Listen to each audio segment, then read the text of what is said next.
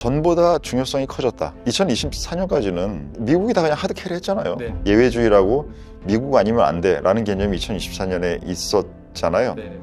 그러한 시장 분위기에서 지금 2025년부터는 그 흐름이 저는 바뀌었다고 생각하고 있고, 이제는 전처럼 영향을 주는 시장이지 미국 혼자 다 뭔가를 하드캐리해서 혼자만 안 좋아도 좋고 이런 거 할 수 있는 시장은 아니라고 생각하고 있는 거죠.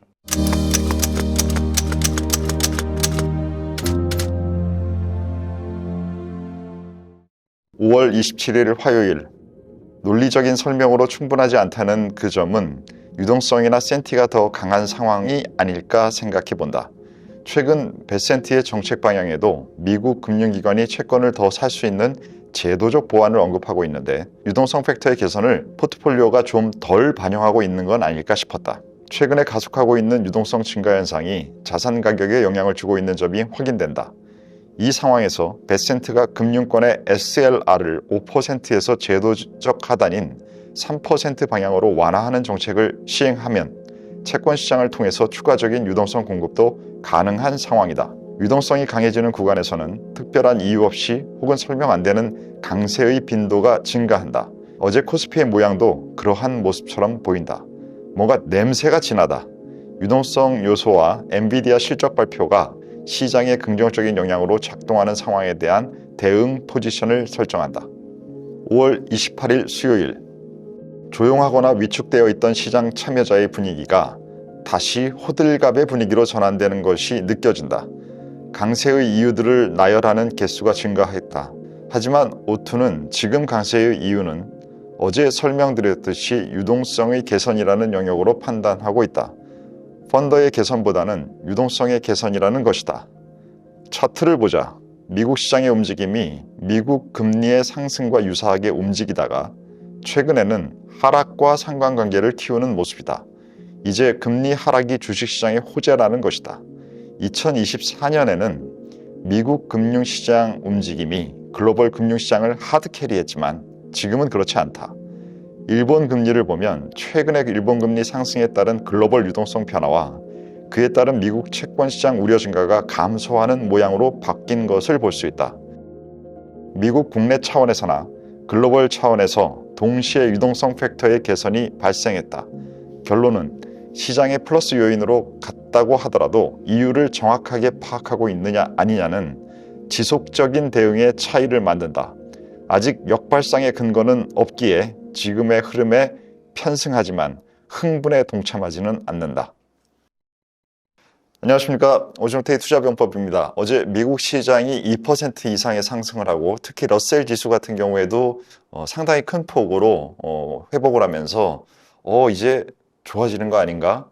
경기 안 좋아진다고 하던 것들도 아니고 이제는 다시 회복되는 거 아닌가? 심리 지수도 엄청나게 개선이 됐네? 라는 등등의 여러 가지 좋은 신호들을 많이 사람들이 읽고 얘기하고 있습니다. 하지만 오투는 그게 과연 그러한 내용대로 해석해야 될까? 라는 부분에 의심이 좀 있는데 그 부분들을 채권 시장과 주식 시장을 종합해서 알아보도록 하겠습니다. 네, 질문 드리겠습니다. 네. 오늘은 인사 안 하고 시작하나? 술 먹었다고 아주 그냥 술 먹었다고 막 해. 술이 들켰습니다. 네.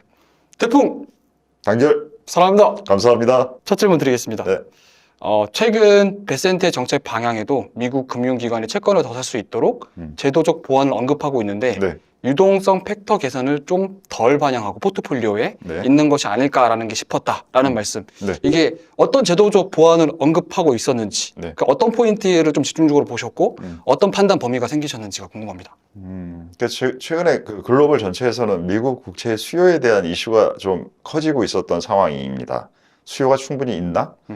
이제 미국에 대한 패권이나 달러의 강세 유지에 대해서 동참하지 않는 생각들이 많아지면 미국 채권 안 사는 거 아니야? 중국만이 아니라 중국 이외의 다른 나라들도 해외 수요가 줄어드는 거 아닌가?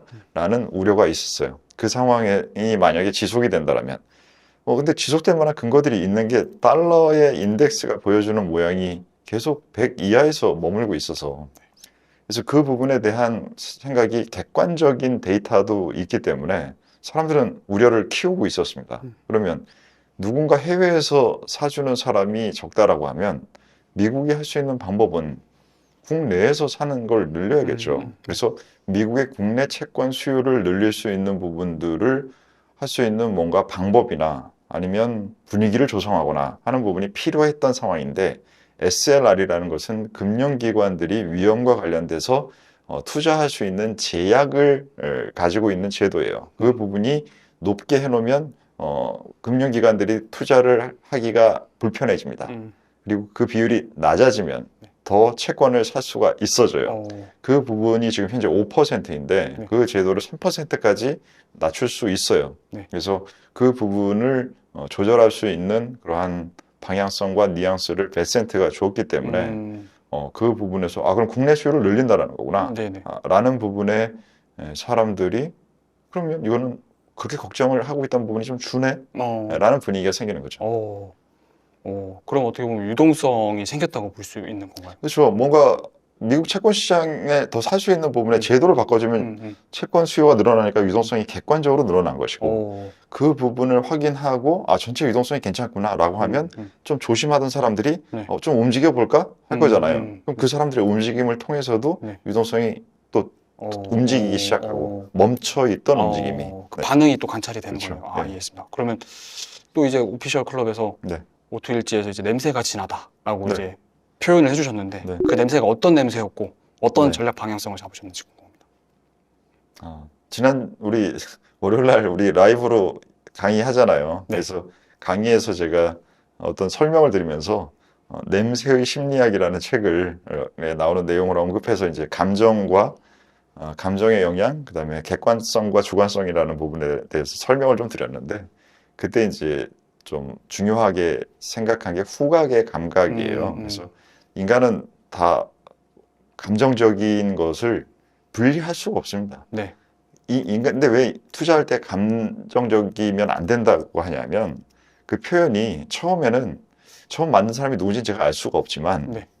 아마 이랬을 거예요. 감정이 너무 많이 영향을 주면 안 되니까 감정을 적절한 강도로 줄여야 된다. 흔들림을 줄여야 된다. 이 의도로 얘기를 하셨을 것 같아요. 네. 근데 시간이 지나고 사람이 바뀌면서 계속 변화가 생기잖아요. 그러면서 어느 순간인가 이제 감정을 쓰면 안 돼. 라는 잘못된 방식으로 투자 업계에서는 그런 용어로 이제 이상의 오해가 만들어진 것 같아요. 네. 근데 감정이라는 건 분리할 수가 없어요. 네. 인간은 우리가 진화상 먼저 동물에서 진화 단계가 점점 고도화되면서 네. 방향을 볼 수 있는 판단의 모든 것들을 감각을 통해서 우리가 이렇게 만져보지 않고 이게 뭔지 알 수 있어요? 보지 않고 알 수 있어요? 냄새 맡지 않고 알 수 없잖아요. 네. 이러한 모든 여러 가지 감각 중에 먼저 가장 생긴 것은 후각입니다. 여기 후각에 발전돼서 이 후각에 발전된 부분이 인간의 뇌가 만들어지는 첫 번째 구조였어요. 그러니까 네. 후각이 인간의 가장 최초의 감각이에요. 그래서 그 부분이 감정으로 연결되어 있는 그 프로세스를 이해하면 감정적이지 않다라는 개념은 그냥 존재하지가 않는구나. 인간은 감정적인데 그 감정을 잘 컨트롤할 수 있는 상태에 있느냐, 네. 감정을 컨트롤할 수 없는 상태에 있느냐라는 두 가지밖에 없어요. 네. 왜 그러냐면 감정은 급격하게 움직이는 성향이 우리가 이해를 통해서 이성으로 하는 활동보다 훨씬 강하게 움직이고 빠르게 움직이기 때문에 컨트롤이 어렵구나라는 생각을 해야지 그거를 할 수 없다라고 얘기하는 거는 잘못된 방식의 이해를 갖고 있는 거죠. 그래서 그 부분을 설명을 하면서 쓴 용어고 네. 그래서 무언가를 정확하게 설명할 수 있는 내용이 있는 것은 펀더멘탈 상의 개선이 있을 때 네. 예를 들면 테슬라의 머스크가 다시 회사로 돌아와서 24시간 일하겠습니다라고 얘기한 팩트 이거는 펀더멘탈 팩트예요. 네. 그러면 이제 자기가 펀더멘탈 개선이 됐네 테슬라가 하면 주가가 올라가는 거죠. 이런 것들은 캐릭터인데 머스크가 올 수가 있나 정확하게 아직 정보가 안 오는데 주가가 움직이는 부분 보이는 게 이게 왜 빠지다가 지금은 이제 괜찮아지지? 그러면서 거래가 느는데 이거 약간 느낌이 이상하네 라는 부분들은 이런 느낌이 들면 지금 머스크의 그러한 움직임을 알고 있는 누군가 그쪽에 관계된 사람들이 네. 그걸 확인하고 주식을 사면서 그런 흐름들이 나타나나?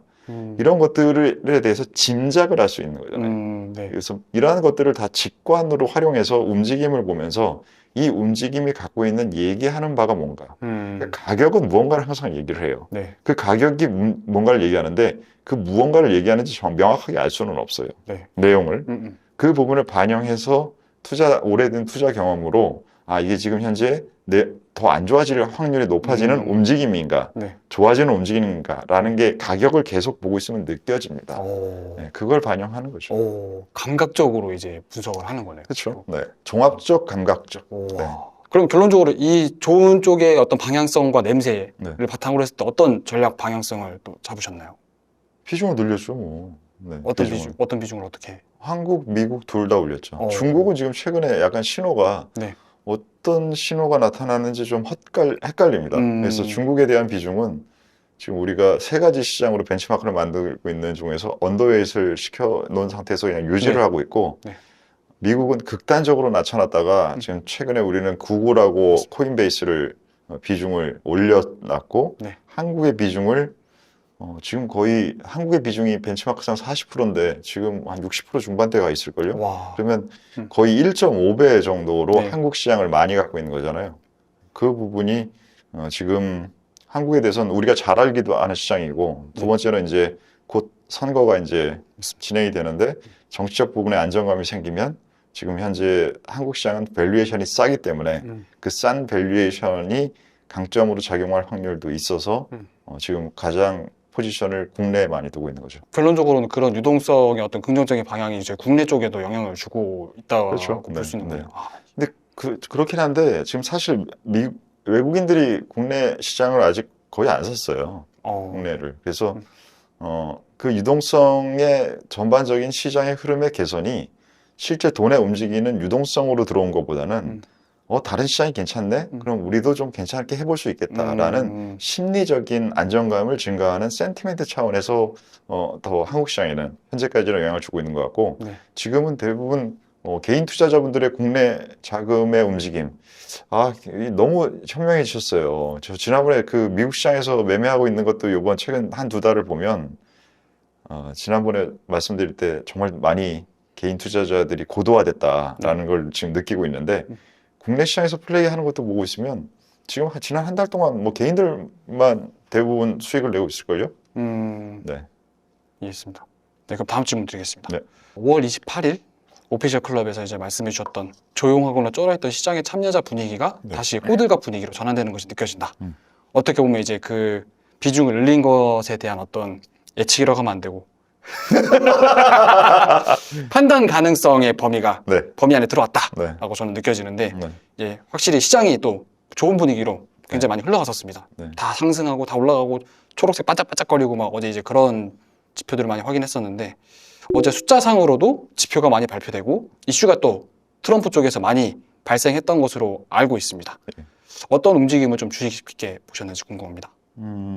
일단 그 심리 지표가 컨퍼런스 보드에서 나온 심리 지표가 예상보다 훨씬 높게 나왔어요. 그래서 관세 정책이 좀 약화되는 게 발표된 이후에 조사가 된 것이라서 관세 정책이 좀 격하지 않구나라는 부분이 심리의 개선에 영향을 준 부분이 데이터로도 확인이 됐었고요. 그래서 그 부분이 제일 눈에 띄었는데, 사실 사람들이 이건 이제 경제 지표가 굉장히 많이 나옵니다, 하루에. 그럼 그 중에서 사람들이 좋은 상황이 발생하면 좋은 데이터만 얘기해요. 그리고 나쁠 때는 또 나쁜 데이터만 얘기해요. 하지만 그게 모든 데이터들이 다 그렇지 않거든요. 네. 근데 어제 지금 말씀드렸던 컨퍼런스 보드의 데이터는 신뢰 지수는 좋았는데, 보다가 확인하다 보니까 미국 주택가격 지수가 예상치가 플러스 0.1이었는데 마이너스 0.1이 나왔더라고요. 그래서 지금 주택 시장의 움직임은 상당히 좀 이상해요. 뭔가 좋지 않고. 그래서 미국의 주택 시장은 미국의 소비와 연결성이 매우 강합니다. 주택 시장이 좋아야 소비에 좋게 영향을 주는 게 많은데 그 부분에 애매함도 좀 있기는 했어요. 그래서 눈에 틱 걸리더라고요. 그래서 그렇지만 다 더했을 때는 종합적으로는 좋은 데이터라고 읽어야 되는 데이터들이 어제는 보였고, 그 데이터보다 중요한 것은 가격이 지금은 약간 팔자가 없는 시장의 느낌. 왜냐하면 이게 주가가 올라가면 이렇게 강하게 움직이면 보통 거래가 늘어요. 근데 어제 거래가 거의 안 늘었어요. 거래가 안 늘면서, 그리고 장중 가격 변동폭도 거의 없이 그냥 움직이는 것이, 이게 사자가 많아서보다는 팔자가 없어서 올라가는 약간 느낌, 그런 느낌의 시장 분위기였어요. 그래서 그런 부분의 분위기일 때는 파는 걸 조심해야 됩니다. 네. 그래서 우리도 그 국내에서 지금 최근에 K-팝이 상당히 주가가 많이 올라서 차익 실현을 좀 했었는데 네. 그 차익 실현했던 부분을 다시 채우는 매매들도 했었는데 그게 파는 게 조심하는 행동이거든요. 네. 자기 행동을 보통은 사람들이 행동을 해놓고 그거를 합리화 정당화 시키려고 자꾸 많이 해요. 네. 근데 그 부분을 줄여야 투자를 잘할 수 있습니다. 어느 순간에도 자기의 생각이 바뀌고 상황이 바뀌면 그 부분을 바로 되돌려서 네. 내가 언제 그랬어? 라는 말할 필요도 없이 바로 행동을 바꿔서 할 수 있어야 이 투자에서는 잘 할 수 있는데 그러한 매매를 어제 오늘 한 것을 우리 전후회에서 경험을 하셨겠죠. 타이밍이 중요한 건가요, 그러면? 타이밍뿐만이 아니라 네. 이거는 마음에 대한 공부도 해야 되고 정보에 대한 분석도 해야 되고 그다음에 시장과 내 포지션과의 어울림이라는 것도 이 가격은 세상의 주식시장의 가격은 하나잖아요. 네. 하지만 내 포지션에 따라서 그 가격 흐름이 필요할 때도 필요성이 높을 때도 있고 작을 때도 있어요. 그럼 사람마다 그건 다 다르다고요. 그래서 그 부분을 반영할 수 있는 경험 이러한 세 가지가 종합적으로 필요합니다. 아까 말씀해 주셨던 어떤 감각을 통해서 뭔가 이렇게 거래를 하는 것과 좀 약간 일맥상통합니다. 일맥상통합니다. 네. 네, 그럼 다음 질문 드리겠습니다. 네.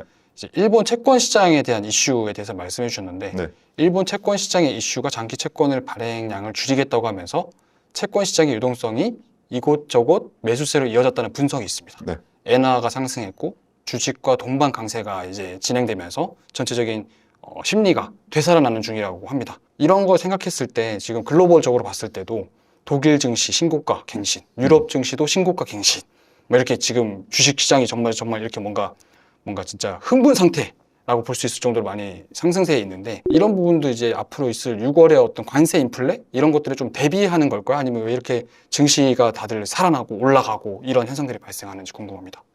그러니까 우리가 금융시장에서 일본이라는 개념을 떠올릴 때 가장 영향을 사람들이 기존에 갖고 있었던 개념은 엔화 안전자산이라는 개념이 가장 커요. 네. 그래서 엔화의 움직임에 따라서 상황이 안 좋을 때 안전자산 역할을 한다라는 개념들이 컸었는데 2025년 들어와서 저는 그 개념을 이제는 바꿔잡고 있습니다. 뭐로 바꿔잡고 있냐면 일본에서 움직이는 그 흐름들은 국채 시장과 연동돼서 이제는 글로벌 유동성의 강도와 약화를 판단하는 중요한 지역이라고 생각해요. 네. 왜 그러냐면 글로벌 전체에 미국 채권을 가장 많이 갖고 있는 것이 일본이고 네. 그 일본의 국내 금리와 해외 수요에 대한 대응의 방식과 상황에 따라서 글로벌 전체 유동성의 변동의 핵심적인 키를 전부 다 쥐고 있어요. 네. 그래서 안전자산이라는 개념보다는 이제는 유동성의 중요한 역할을 하는 곳이다 라는 개념으로 바꿔서 생각을 하고 있는데 그래서 일본의 채권 금리가 너무 많이 올라가면 해외에 대한 투자 수요가 줄어요. 일본이라는 나라는 아시다시피 우리보다는 훨씬 섬나라이기 때문에 안전을 선호하고 거기가 너무 자연의 재해가 많기 때문에 네. 사람들은 기본적으로 보수성이 강합니다. 그래서 자산에 대한 투자의 성향도 글로벌 전체로 봤을 때 주식보다도 채권 시장에서의 영향력이 더 큰 사람들이에요. 네. 그래서 그 부분에 시장에 글로벌 유동성에 영향을 많이 주는 거죠. 그러면 어떻게 보면 미국의 어떤 그런 경제에 대한 전반적인 중심 키를 일본이 가지고 있다고 봐도 상관없나요? 전보다 중요성이 커졌다. 2024년까지는 네.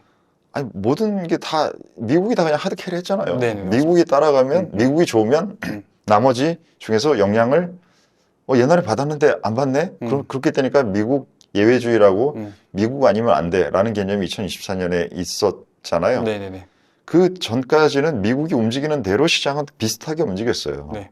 그러니까 그 두 가지가 다 미국이 너무 강했었거나 미국의 움직임대로 나머지도 다 움직여라는 두 가지 다 미국이 가장 세다라는 개념을 갖고 있는 거잖아요. 네, 맞습니다. 그러한 시장 분위기에서 지금 2025년부터는 그 흐름이 저는 바뀌었다고 생각하고 있고 네. 이제는 전처럼 영향을 주는 시장이지 미국 혼자 다 뭔가를 하드캐리해서 혼자만 안 좋아도 좋고 이런 거 할 수 있는 시장은 아니라고 생각하고 있는 거죠. 그러면 미국만 볼 게 아니라 이제 전체적으로 글로벌적으로 여러 가지로 봐야겠네요. 2024년에 글로벌 큰 자금 중에서 미국 자산의 비중을 많이 어쩔 수 없이 올려놨던 데들은 2024년 내내 다시 예전의 자산 배분 원리, 네. 여러 군데를 포트폴리오 이론, 한 곳에 너무 한 바스켓에 다 담지 않아야 된다라는 그 방식을 많이 지금 현재 고민하고 있을 거고 하고 있을 거예요. 예. 개인 투자자도 그렇게 고민을 해야 될까요, 이제 앞으로? 그거는 좀 종류가 다른데, 일단 국내 시장을 투자하셨던 분들은 국내 시장 2024년까지 너무 안 됐었는데, 이제는 이런 영향이 생기면 국내 시장도 할 만한 시장이 될 거예요. 네. 그럼 그냥 국내 시장을 잘 알고 있으니까 국내 시장에서 하셨을 거란 말이에요. 그럼 자기가 알던 거가 이제 작동 안 하다가 작동하는 상황이 되는 거예요. 그러면 뭐 굳이 딴 데 할 필요는 없잖아요. 네. 자기가 아는 곳에서 하시면 되고. 네. 그리고 그게 아닌 뭐 예를 들면 우리 지금 미국에 계신 우리 전우님들 중에서 미국 교포분들도 많으신데, 미국 교포분들 같은 경우가 그런 필요성이 더 생기는 거죠. 여긴 잘 아는 시장이고 여기가 상대적으로도 강하고 절대적으로 강해. 그렇기 때문에 너 막 굳이 딴 데 볼 거 없어 라고 하셨는데, 이제는 우리 고향 땅인 한국 땅도 보시고 뭐 이러한 여러 가지의 필요성이 전부 다 필요해지신 거죠. 이해했습니다. 네. 그래서 또 이제 말씀하신 게 유동성 팩터 개선이 발생을 했다. 네. 글로벌 차원에서. 결론은 시장에 플러스 요인이 같다고 하더라도 이유를 정확하게 파악하고 있느냐 아니냐는 지속적인 대응의 차이를 만든다. 그래서 아직 역발상의 근거는 없기에 지금의 흐름에 편승하지만 흥분에 동참하진 않는다 라고 말씀하셨는데, 이 부분 좀 쉽게 설명 한번 부탁드려도 될까요? 그러니까 펀더멘탈 상으로 개선이 생겨서 예를 들어서 엔비디아의 상황이 매출이 30% 증가한다. 테슬라가 유럽에서 지금 반토막으로 떨어졌던 매출이 다시 예전 수준으로 회복한다. 이런 것들은 펀더멘탈 팩터예요. 네. 그러면 이런 상황이 좋은 상황이 발생해서 주가가 올라가고 매출이 커지면 주식들은 비싸지지 않습니다. 왜냐하면 더 이익이 증가한 만큼, 네. P가 올라간 만큼 E도, 어닝도 올라가기 때문에, 같이 네. 올라가기 때문에 밸류에이션이 높아지지 않는 장의 강세가 발생을 해요. 네.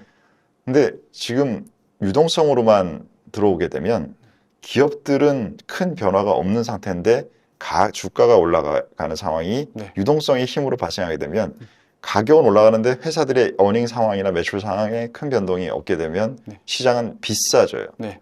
그 두 가지 중에서 성격이 어떤 시장인지를 잘 파악하고 있어야 되는데 유동성의 힘이 발생할 때는 시장이 비싸지는 것을 라는 향후에 문제가 될 수 있는 잠복한 단점을 가지고 플레이하는 상황이 되는 거예요.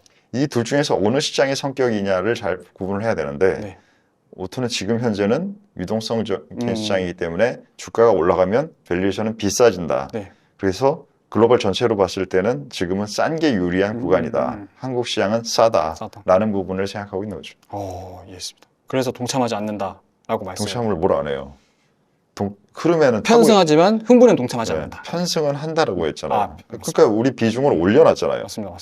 지금 비중이 상당히 높아요. 우리 포트에. 맞습니다. 네. 그렇지만 흥분하는 것은 흥분은 비중을 올리는 것도 가능하지만 비율을 올릴 때 더 흥분이 가능한 옵션들, 더 사람들이 근거를 찾지 않고 그냥 동참을 막 무작위로 할 그런 대상들, 네. 이런 거를 많이 해놓는 것이 그 흥분에 동참하는 또 하나의 색깔을 가지고 포트폴리오의 색깔을 가지고 만드는 건데 그것까지 하지 않는다는 거죠. 한 문장 한 단어에 엄청난 엄청난 구조적인 게 많이 들어가 있는 느낌이 얘기했잖아요. 우리가 서로 원어를 익히는 데만 3년이 걸린다고. 맞습니다. 네. 네. 저는 그래도 이제 최근에 판단 가능성에라는 단어를 지금 자주 쓰고 있다는 것에 스스로 만족하고 있습니다.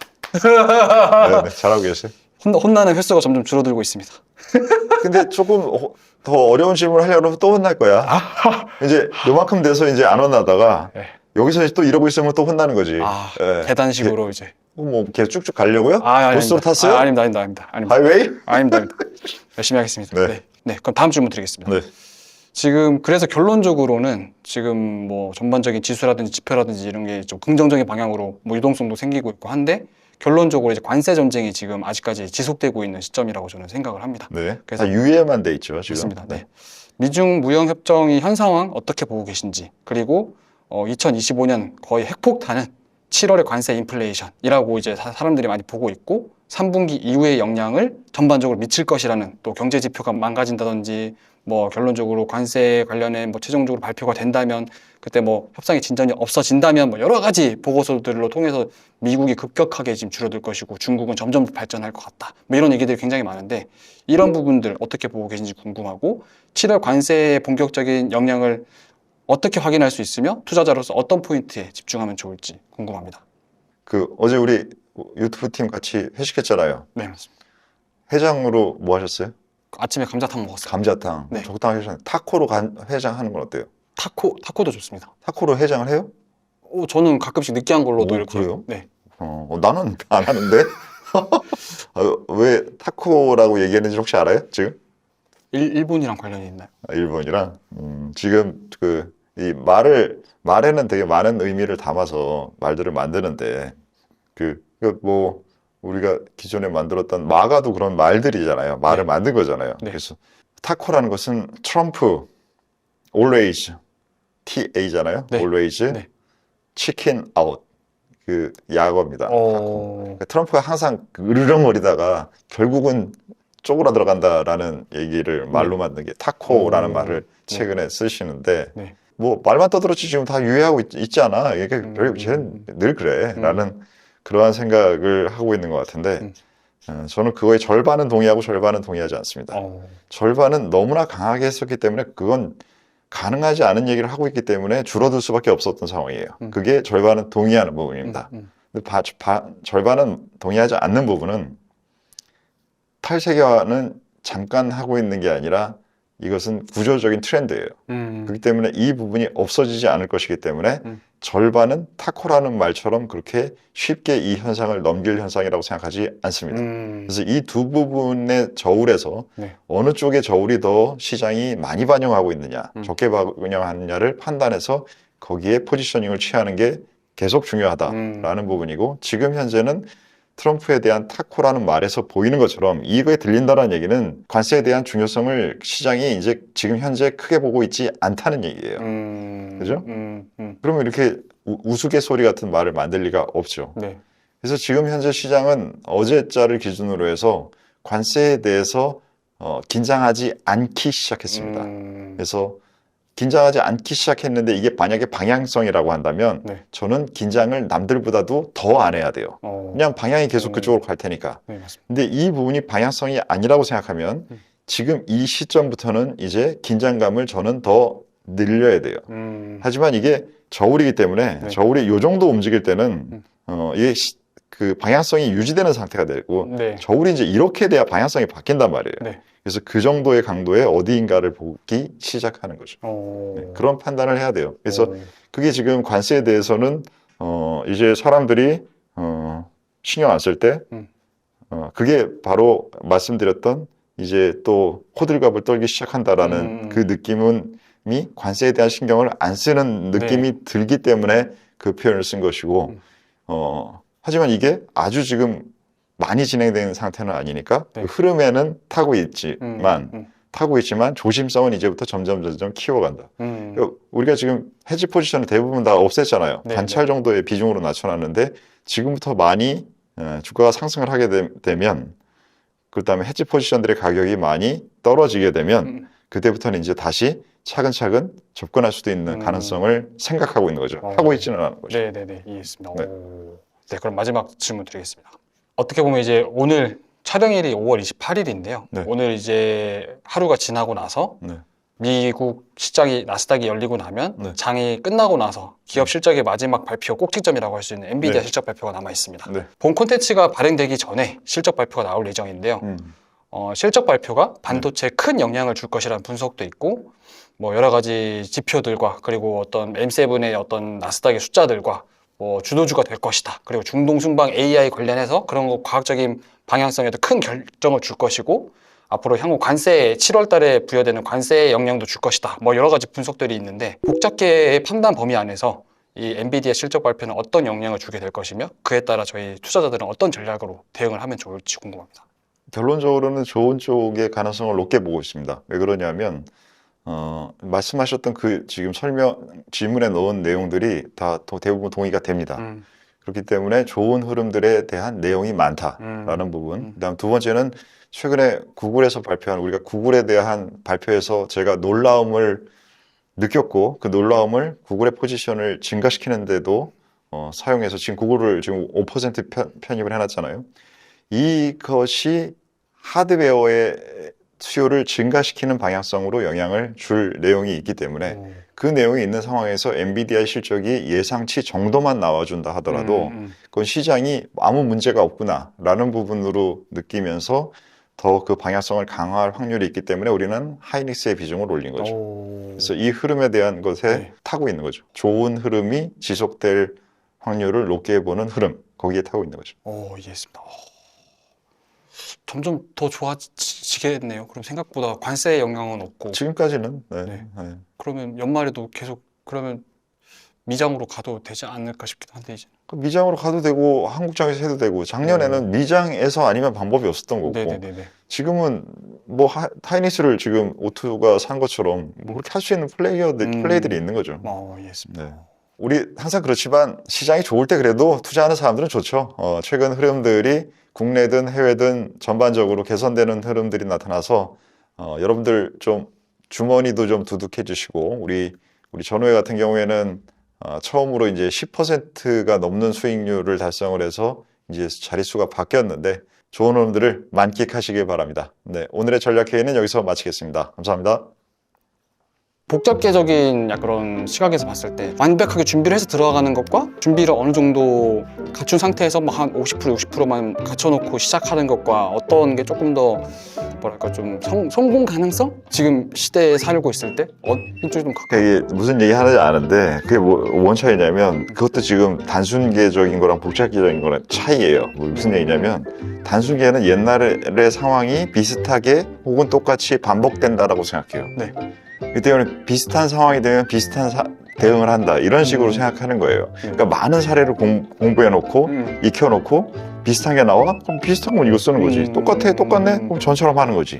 이게 단순계예요. 근데 복잡계는 비슷해 보이거나 똑같아 보이지만 사실은 그것은 일정 부분이고 다 차이가 있는 부분들이 항상 섞여 있다고 생각해요. 그러니까 매번의 모든 상황이 다 다른 것이지. 단순계는 비슷한 것을 찾고 활용하는 것이고 복잡계는 비슷해 보이지만 항상 모든 게 다르기 때문에 매 순간 똑같아 보이는 것도 사실은 새롭고 다른 것이다 라는 걸로 접근하는 거예요. 그러니까 준비를 그 어떤 상황에 대해서 준비할 수 있는 게 아니라 모든 상황에 대해서 내 대응력을 키우는 거예요. 모든 것이 다 리얼타임인 거죠. 그래서 내가 대본을 안 보는 거잖아. 근데 내가 그 비유를 이제 면 뽑기라고 하는데 그 식당 가면은 면 바로 뽑아주는 애들 있잖아요. 그 밀가루가 어떻게 나올지 그날 날씨가 어떨지 물이 어떨지 다 새롭잖아요. 근데 그 면 뽑기를 통과하는 순간 면이 되잖아요. 그 면 뽑기 이 기계를 더 좋은 기계로 잘 만들면 좋은 면이 나올 거잖아요. 자기 스스로가 그 면 뽑기고 매일 들어오는 상황과 정보 지금 내가 PD님을 만났지만 어제 PD님하고 오늘 PD님하고 100% 똑같진 않잖아요. 어제 퇴근길에 뭔가의 다른 경험과 생각이 본인한테 들어오고 그 부분이 아침에 또 회의하는데 나는 일하고 있었지만 뭐 좋은 회의, 짜증나는 회의 뭐가 있어 내가 모르잖아. 그 상황이 본인을 또 살짝 바꿨을 거라고. 그러니까 같은 사람이기도 하지만 다른 사람이라. 모든 사람은. 나도 다른 사람이면서 같은 사람인 거지. 물이 흘러가는데 발 담근다고 같은 물에 발 담그는 게 아니잖아요. 맞습니다. 같은 강에 담글 수는 있지만 같은 물에 담글 수는 없잖아요. 물은 계속 흐르니까. 너 언제 시작하는 거야 지금? 언제까지 떠들 거야?